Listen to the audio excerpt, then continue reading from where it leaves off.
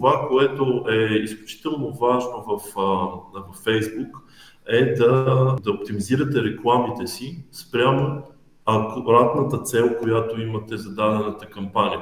Когато искате да постигнете хора да изгледат вашето видео и пуснете такава кампания, то съответно алгоритъма, той е, така да се каже, изграден на база на потребителското поведение, предполага какво биха направили хората. Краткият отговор на това нещо: таргетирайте съответно към използването, използвайте такъв тип обективи.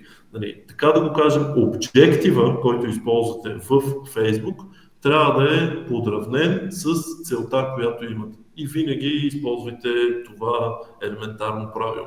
Специално за YouTube ще препоръчам малко по-алтернативна стратегия, която рядко може да се чува от някой Google човек.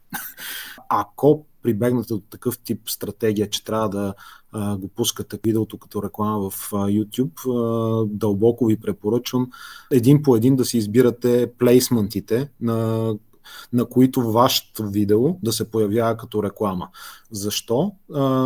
По този начин ще може да таргетирате възможно най-релевантния и близък до вашия контент, друг такъв контент, където да сервирате вашето видео на аудитория, която иска да гледа нещо подобно, и вашето най-голямо желание трябва да е, като те видят тази реклама, да си кажат: това е готино, и да им остане леко в главите.